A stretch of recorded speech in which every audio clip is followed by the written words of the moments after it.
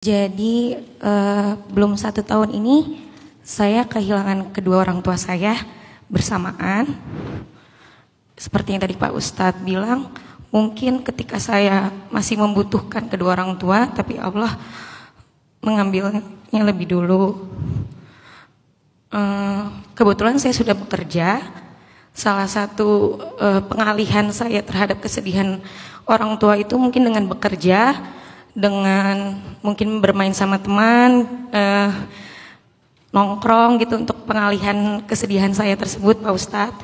Cuman ketika saya di rumah, mungkin ketika kesepian masih sering muncul kerinduan terhadap kedua orang tua saya tersebut. Pertanyaan saya, mungkin saat ini saya masih sering menangis, sedih atas kehilangan kedua orang tua saya tersebut. Apakah kesedihan saya tersebut menghambat kedua orang tua saya yang sudah meninggal di sana? Apakah mempersulit mereka di sana? Terima kasih Pak Ustadz. Julia. Mbak Juli, bukan kesedihan kita yang mempengaruhi mereka, tapi amal-amal kita.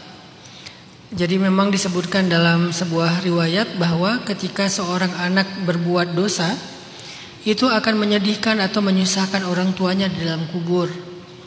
Sehingga sama kayak kita lagi, kan ini cuma beda alam ya, bukan ada dan tiada. Orang tua kita ada, cuman di alam yang berbeda, namanya alam gaib, kita namanya alam syahadah. Mereka alam akhirat, kita alam dunia. Tapi bahwa dua-duanya itu masih Allah berikan hubungan, walaupun hubungannya itu bukan hubungan zahir lagi udah. Maka ketika seorang anak beramal solih dan dia niatkan untuk orang tuanya akan bahagia dengan itu dan mendapatkan kebaikan dari itu. Ketika anak mendoakan orang tuanya, doanya sampai untuk orang tuanya. Ketika anak berbuat dosa dan dosa itu terjadi karena kesalahan orang tuanya dalam mendidik, orang tuanya juga akan ikut kesusahan dengan dosa tersebut. Makanya bukan sedihnya kita, kecuali sedihnya kita itu udah masuk ke yang tadi, long grieving ya, sedih yang berlarut-larut, dan itu dalam bahasa Islam disebut niyahah. Niyahah itu sedih yang berlarut-larut yang membuat kita jadi nggak bisa ngapa-ngapain, membuat kita jadi kayak berputus asa dan berkeluh kesah. Itu baru namanya sedih yang berlebihan.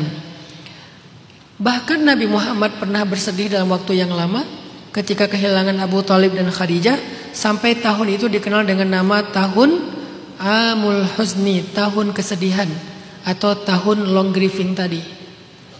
Bahkan Nabi Muhammad pun gak pernah bisa melupakan Khadijah, walaupun sudah sekian tahun meninggal. Bahkan ketika ada salah satu sepupu Khadijah datang ke rumah Nabi Muhammad, ngetuk pintu, memberi salam, gaya ngomong aksennya itu kayak Khadijah. Nabi Muhammad tuh langsung kayak seolah-olah Khadijah hidup lagi gitu, langsung kayak, apakah Khadijah? Saking Nabi Muhammad gak bisa melupakan Khadijah. Jadi gak apa-apa kalau keingat, gak apa-apa kalau misalnya sedih atas kehilangan, selama kesedihan kita itu tidak membawa kita kepada hammun wa ghammun. Apa itu?